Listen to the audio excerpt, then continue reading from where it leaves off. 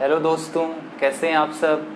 एक बार फिर से स्वागत है मेरे YouTube चैनल पर और मैं हूं आपका Nemi sir. Class 12 current electricity में लास्ट लेक्चर तक अपन इलेक्ट्रिक सेल के बारे में पढ़ चुके थे, इलेक्ट्रिक एनर्जी, इलेक्ट्रिक पावर। आज अपन स्टार्ट करने जा रहे हैं कि कैसे इलेक्ट्रिक सर्किट्स को सॉल्व किया जाता है। सो चलिए स्टार्ट करते हैं। So it is a close loop of different electric components, जिसमें डिफरेंट इलेक्ट्रिक कंपोनेंट्स कनेक्ट होते हैं like cell, resistors, switch, rheostat etcetera. उसको अपन बोलते हैं इलेक्ट्रिक सर्किट। अब लास्ट के चैप्टर्स तक अपन इलेक्ट्रिक करंट के बारे में पढ़ चुके हैं, कैसे करंट कैलकुलेट करते हैं, सीरीज कॉम्बिनेशन क्या होता है, पैरेलल क्या होता है।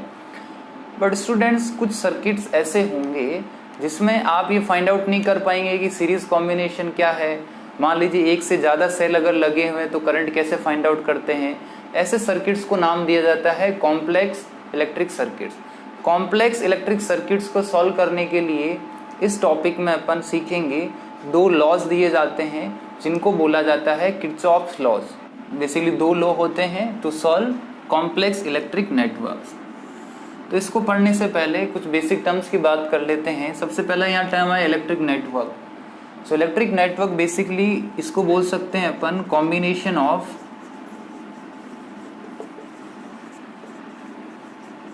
Complex electric circuits. Electric circuit जो कॉम्प्लेक्स है, एक नेटवर्क बना, एक जाल बना हुआ है कंडक्टर्स का, उसका जो कॉम्बिनेशन उसको बोला जाता है इलेक्ट्रिक नेटवर्क्स। एक वर्ड यहाँ पर आता है टर्म जंक्शन। तो जंक्शन क्या होता है? सो एक ऐसा पॉइंट जहां पर दो या दो से ज्यादा कंडक्टर मीट होते हैं, इसको बोला जाता है जंक्शन। आगे एक वर्ड मिलेगा आपको लूप, या फिर इसको बोलते हैं मैश। तो लूप का मतलब क्या होता है? कोई भी क्लोज इलेक्ट्रिक सर्किट, उसको नाम दिया जाता है लूप और मैश। लास्ट में एक और नाम आपको देखने को मिलेगा टर्म, जिसको बोला जाता है branch. It is the part of any network between junction. तो जंक्शन के बीच का कोई भी पार्ट, उसको नाम दिया जाएगा ब्रांच। सो किरचॉफ लॉज दो टाइप के होते हैं। फर्स्ट होता है, ये तीनों एक ही नाम है। फर्स्ट नाम लिखा हुआ है KCL, junction law and Kirchhoff's first law. KCL का फुल फॉर्म होती है किरचॉफ्स करंट लॉ। सो देखिए, किसी भी इलेक्ट्रिक सर्किट में, जैसे कि मैं बात करूँ कोई भी इलेक्ट्रिक सर्किट है, तो इलेक्ट्रिक सर्किट में जंक्शन कैसे डिफाइन होता है। फॉर एग्जाम्पल ये कोई इलेक्ट्रिक सर्किट है, यहाँ पे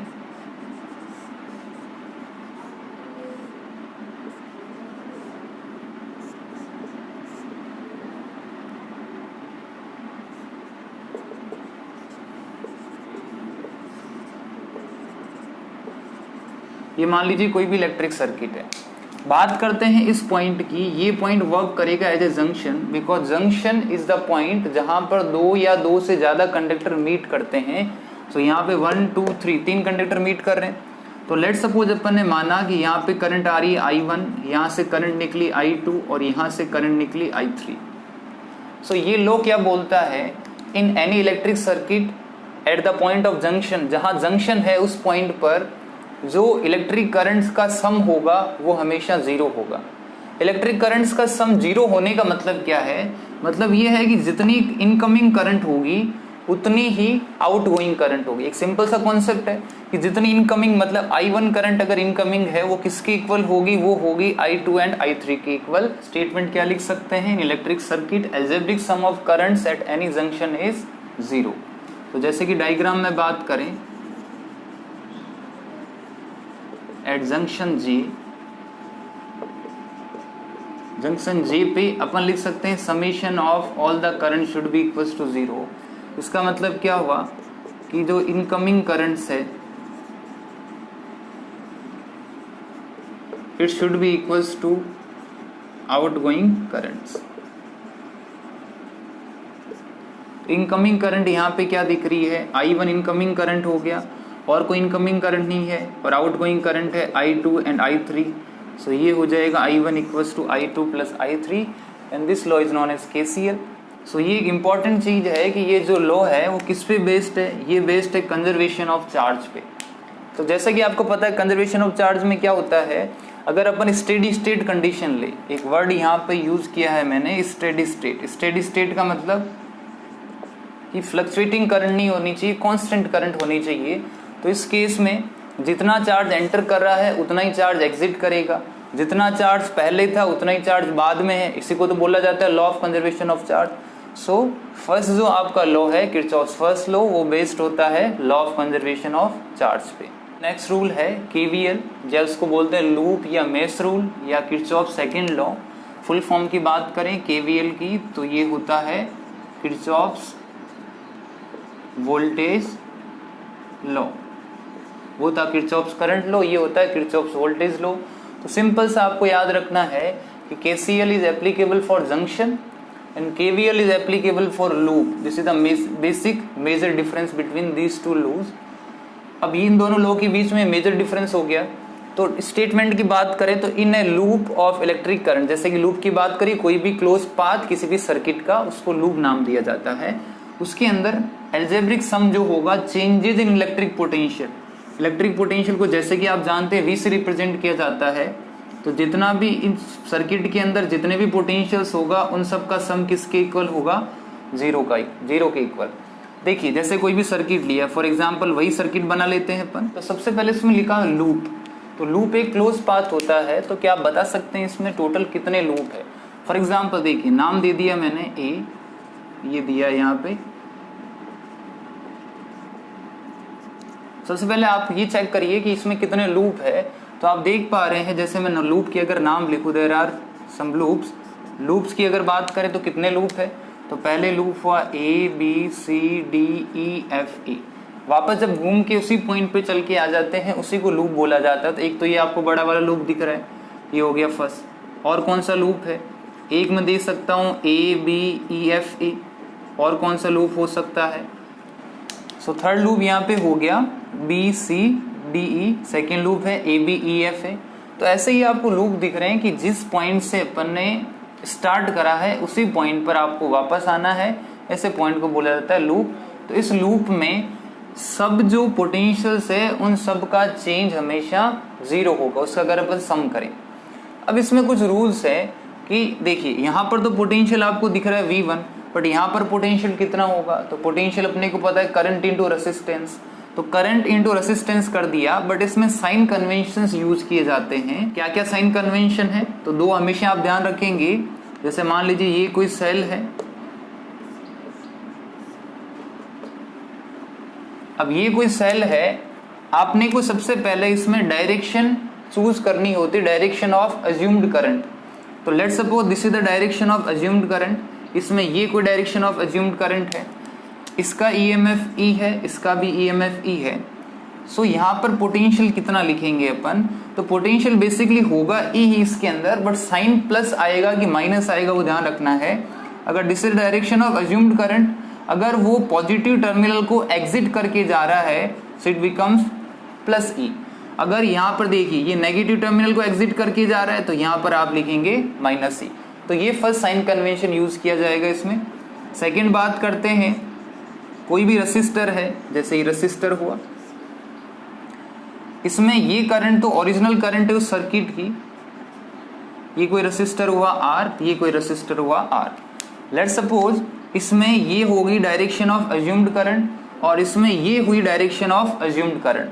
तो इस केस में यहाँ पर पोटेंशियल क्या लिखा जाएगा, अगर सर्किट की करंट एंड अज्यूम्ड करंट की जो डायरेक्शन है वो दोनों सेम डायरेक्शन में आपको दिख रही है आपको, दोनों ही किधर जा रही है, पॉजिटिव x डायरेक्शन की तरफ, तो इसको हमेशा प्लस लिया जाएगा। अगर दोनों अपोजिट है, जैसा कि आप देख पा रहे हैं I इधर जा रहा है, अज्यूम डायरेक्शन इस तरफ है, सो V यहाँ पर हो जाएगा माइनस IR। तो ये आपको कुछ साइन कन्वेंशन याद रखने हैं इस बेसिक लॉ के लिए। तो आपको सिंपली क्या याद रखना है, इसके अंदर अगर डायरेक्शन सेम है तो प्लस, उसमें डायरेक्शन अपोजिट है तो माइनस। यहाँ पर जिस टर्मिनल को एग्जिट करके जा रहा है उसका साइन वहां पर यूज होगा। और ये लॉ जो होता है वो बेस्ड होता है ऑन, याद रखेंगे, this law is based on conservation of energy, energy conservation पे बेस होता है ये लॉ। और KCL जो आपका था, this is based on conservation of charges. Conservation of energy कैसे हुआ, क्योंकि यहाँ पर आप देख पा रहे हैं सेल लगा हुआ है, सेल जो भी एनर्जी, जितना भी वर्क डन लगेगा किसी भी चार्ज को इस सर्किट में रोटेट करने के लिए, वही तो आप कैलकुलेट कर रहे हैं पोटेंशियल। सो इस वजह से ये कंजर्वेशन ऑफ एनर्जी को फॉलो करता है। इस सर्किट में I1 I2 की वैल्यू फाइंड आउट करनी है। अब जैसे जैसे सर्किट आते हैं तो आप सबसे पहले ध्यान रखेंगे KCL और KVL का यूज कब करें। तो सबसे अच्छा तरीका है कि अगर नंबर ऑफ सेल या number of batteries are greater than 1, अगर एक से ज्यादा सेल लगे हुए हैं तो बिना देखे आप KVL यूज करिए, सबसे अच्छा मेथड है KVL या KCL। तो ये अपने को ध्यान रखना है। सबसे पहले कैसे आइडेंटिफाई करा, नंबर ऑफ सेल अगर ग्रेटर देन 1 हो तो यूज करना है। अब यहाँ पे 2 करंट फ्लो कर रही है I1 I2। अब मेरे पास 2 लो है, KCL भी है KVL भी है, कौन सा यूज करूंगा। तो भाई सीधी सी बात है, KCL is use for junction. KCL किसके लिए यूज होता है, जंक्शन के लिए। KVL के लिए क्या चाहिए, लूप चाहिए। तो सबसे पहले फाइंड आउट कर लो जंक्शन कितने। अच्छा, जंक्शन की बात करी तो यहाँ पे 2 ही जंक्शन दिखेंगे आपको, एक जंक्शन पॉइंट A पे दिखा, एक जंक्शन पॉइंट B पे दिखा। तो पॉइंट A पर जो जंक्शन आपको दिख रहा है वहां पर कौन सा लॉ लगाएंगे अपन, KCL लगाएंगे। तो KCL लगाया सबसे पहले। सो एट जंक्शन A क्या लिख सकते हैं, KCL लगाया मैंने। तो KCL क्या बोलता है, sum of all the current should be equals to 0 या फिर incoming current should be equals to outgoing current. So यहाँ पर करंट है I1, ये करंट I1, ये I2। तो यहाँ से कितनी लिख लेगी, सो अपने को पता है ये निकल गई I1 प्लस I2। ओके, तो जंक्शन A पर जैसे ही मैंने KCL लगाया मेरे को यहाँ से पता चल गया कि करंट कितनी फ्लो करेगी, I1 प्लस I2। ये तो बात हो गई KCL की। अब बात करते हैं कि मेरे पास लूप है, जैसा कि आपको पता है यहाँ पे टोटल 3 लूप है।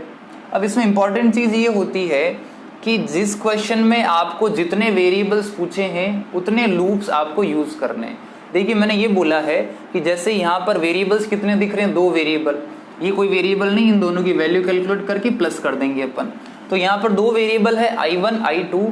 सो इसके लिए आपको कम से कम 2 लूप्स की जरूरत पड़ेगी।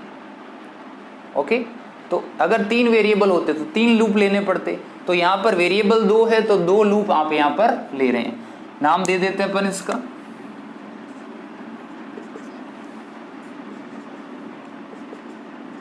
ये इन सब के नाम दे दिए।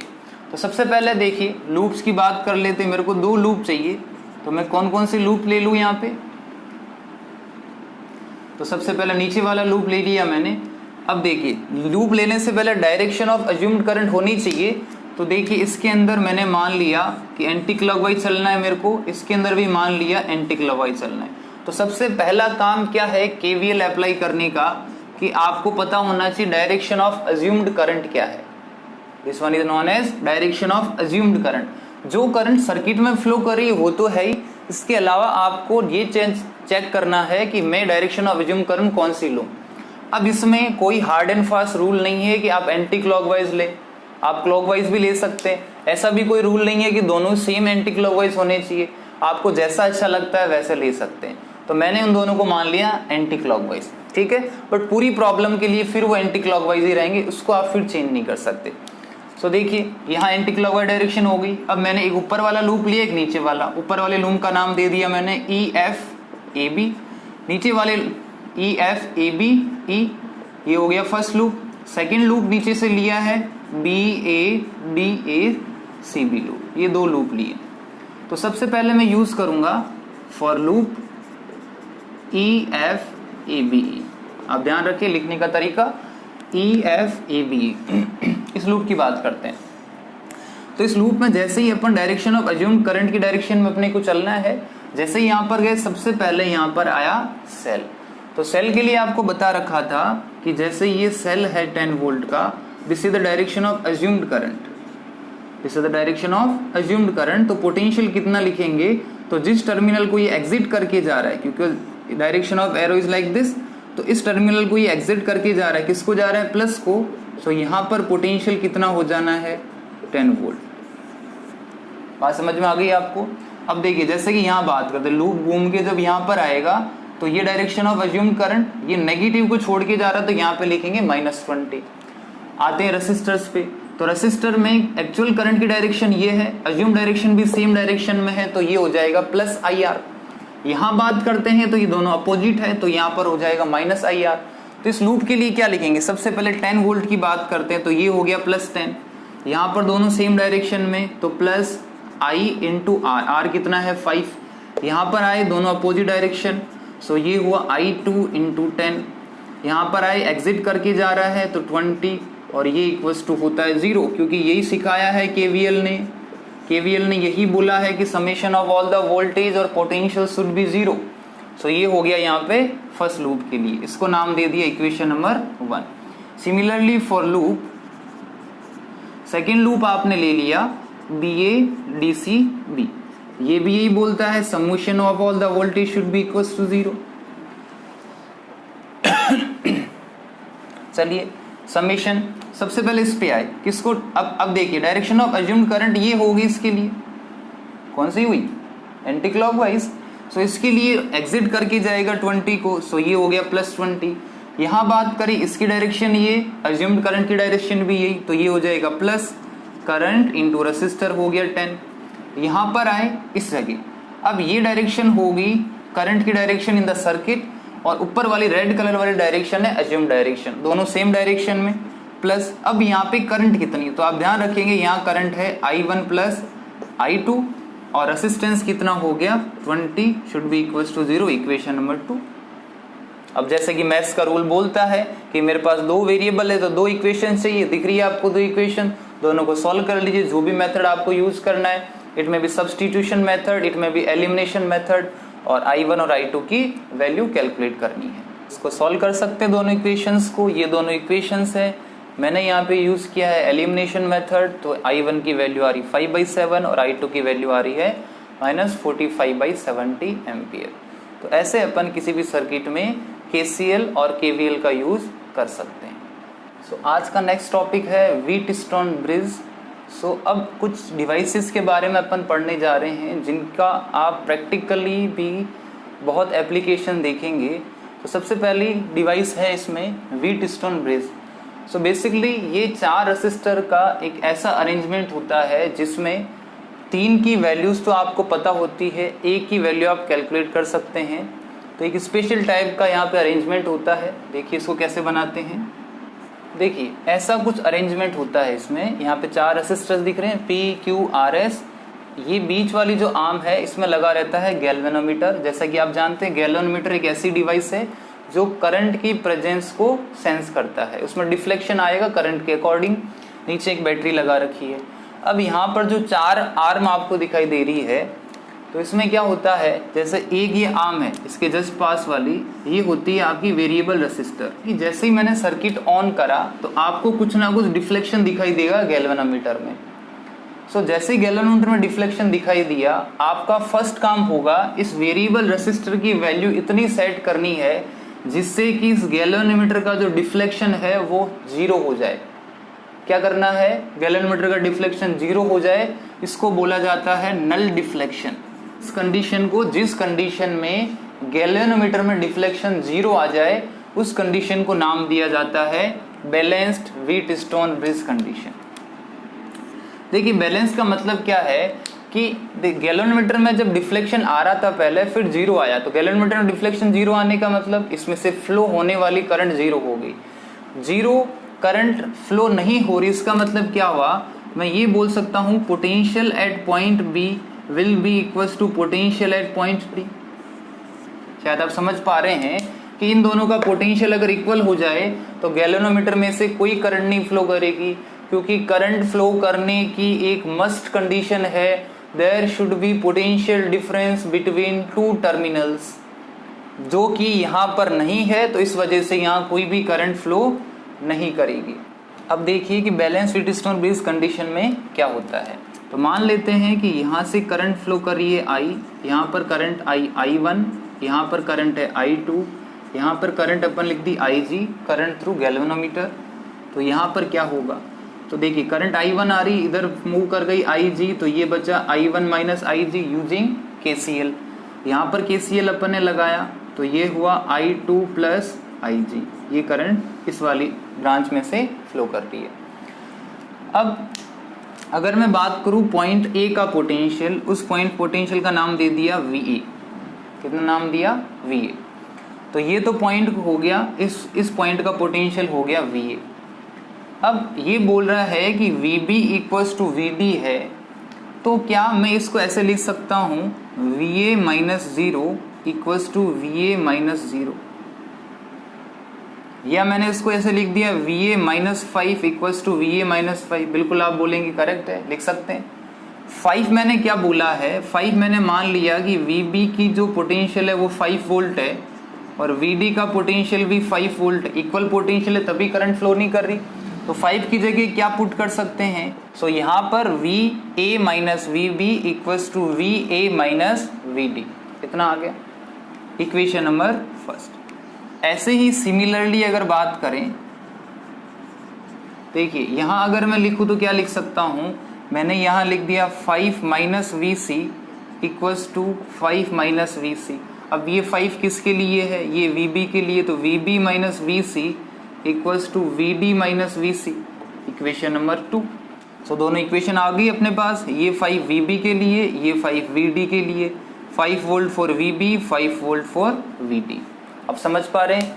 अब देखिए ये दोनों इक्वेशंस, तो VA माइनस VB के, it is the potential difference between A and B। तो पोटेंशियल डिफरेंस होता है करंट इनटू रेसिस्टर। इसमें करंट फ्लो करी I1, रेसिस्टर है P। सो इसमें इसकी वैल्यू क्या पुट कर सकते हैं, सो फ्रॉम इक्वेशन 1, देखिए इक्वेशन 1 से क्या पुट कर सकते हैं, ये हो जाएगा potential difference between A and B। तो ये हो गया current into resistor, it should be equals to difference between A and D। तो ये किसके इक्वल हो जाएगा, ये हो गया आपका I2R, इक्वेशन नंबर 3। इसकी बात कर लेते हैं फ्रॉम इक्वेशन 2। इक्वेशन 2 से क्या हो जाएगा, difference between B and C, तो पोटेंशियल डिफरेंस बिटवीन, तो ये हो जाएगा I1 minus IG into Q should be equals to, इसका कितना हो जाएगा I2 plus IG into S, ये हो गई equation number 4। Third and fourth equation से क्या आएगा, और सेकंड चीज जब इसमें कोई डिफ्लेक्शन नहीं आया तो IG की वैल्यू कितनी हो जाएगी, IG की वैल्यू हो गई 0। और 3 एंड 4 से अगर बात करें तो ये हुआ I1P इक्वल्स टू I2R, नीचे वाले से हुआ I1Q equals to I2S, divide कर दीजिए, क्या बचा यहाँ पे P by Q equals to R by S, and this condition is known as balanced Wheatstone bridge condition. मतलब क्या हुआ कि इन जो रेसिस्टेंस का, this resistance upon this resistor should be equals to this upon this, इनका ratio अगर equal है तो इस केस में ये कहलाएगा बैलेंस्ड व्हीटस्टोन ब्रिज कंडीशन। और उस कंडीशन में इन दोनों के बीच का पोटेंशियल इक्वल होगा और जो करंट फ्लो करेगी वो 0 हो जाएगी थ्रू गैल्वेनोमीटर। अब देखिए इस बैलेंस व्हीटस्टोन ब्रिज को अपन किरचॉफ लॉ से सॉल्व करेंगे कि, तो देखिए किरचॉफ लॉ के लिए सबसे पहले लूप की जरूरत होगी। तो सबसे पहले मैंने 2 लूप यहाँ ले लिए। सबसे पहले बात करते हैं फॉर लूप ABDA। तो ABDA का मतलब क्या हुआ, मैंने एज्यूम डायरेक्शन ली है कुछ यूं, ये एज्यूम डायरेक्शन ले ली। इसके लिए बात करें तो इसके लिए भी मैंने ले ली ये वाली क्लॉकवाइज। तो फर्स्ट मैं इस लूप के लिए सॉल्व करूंगा। तो इस लूप के लिए सबसे पहले यहाँ पर आए assume direction and actual current direction are in same direction, so इसके लिए क्या लिखते हैं, पॉजिटिव लेते हैं, तो ये हो गया I1P। यहाँ पर आए फिर से दोनों सेम डायरेक्शन में, ये हो गया IG इंटू J, G यहाँ पर हो गया रेसिस्टेंस ऑफ गैल्वेनोमीटर। इधर आए तो दोनों अपोजिट, so इसका मतलब हुआ I2R should be equals to 0, equation first. अगला बात करते हैं फॉर लूप। अगला लूप मैंने ले लिया BCDB। इस लूप के लिए फिर से क्लॉकवाइज डायरेक्शन अज्यूम करी है, यहाँ पर दोनों सेम डायरेक्शन में, सो ये positive I1 minus IG into Q। यहाँ बात करी इसके अपोजिट, तो ये हो गया negative I2 plus IG into S equals to 0। इसको नाम दे दी इक्वेशन नंबर 2। तो जैसे कि अपन ने बात करी थी KCL एंड KVL में, जितने वेरिएबल है उतनी इक्वेशंस। अब यहाँ पर सबसे पहली कंडीशन तो बैलेंस व्हीटस्टोन ब्रिज में IG इक्वल्स टू 0, तो एक वेरिएबल तो कम हो गया यहाँ पे। बाकी आप देख पा रहे हैं यहाँ पर ओनली 2 ही वेरिएबल्स बचे हैं, तो यहाँ पर इक्वेशन अपने को 2 ही चाहिए। इन दोनों को सॉल्व कर लीजिए, वही एलिमिनेशन या सब्स्टिट्यूशन मेथड और बैलेंस व्हीटस्टोन ब्रिज कंडीशन आ जाती है। सो यहाँ पे जैसे 0 पुट करते हैं ये दोनों इक्वेशंस बनेगी फ्रॉम 3 एंड 4, वही आप डिवाइड करेंगे तो वापस ये आती है बैलेंस्ड व्हीटस्टोन ब्रिज की condition using Kirchhoff's laws. So what do you mean by sensitivity? तो सेंसिटिविटी का मतलब ये है कि इन आर्म की मैं वैल्यू में कितना स्मॉल चेंज करूं जिससे कि यहाँ फ्लो होने वाली करंट की वैल्यू इंक्रीज हो जाए। Large deflection in galvanometer for small change in resistance arm. ये जो रेसिस्टेंस आर्म है इसमें स्मॉल चेंज पर लार्ज डिफ्लेक्शन अगर आ रहा है तो अपन बोलेंगे उस व्हीटस्टोन ब्रिज की सेंसिटिविटी हाई है, नहीं तो उसकी सेंसिटिविटी लो है। अब सेंसिटिविटी इंक्रीज करने के क्या तरीके हैं? तो सबसे पहले आप ध्यान रखिए, फॉर हाई रेसिस्टिविटी इनकी जो वैल्यू है PQRS की वो लगभग सेम ऑर्डर की होनी चाहिए। सेकंड चीज, जो गैल्वेनोमीटर और बैटरी है इन दोनों की रिलेटिव पोजीशन पे डिपेंड करती है इनकी सेंसिटिविटी। सो हाई सेंसिटिविटी के लिए क्या करेंगे, इनकी वैल्यू सेम ऑर्डर की होनी चाहिए और relative position of G and E इन दोनों के पोजीशन पे वो डिपेंड करेगा। तो ये था आपका व्हीटस्टोन ब्रिज के बारे में।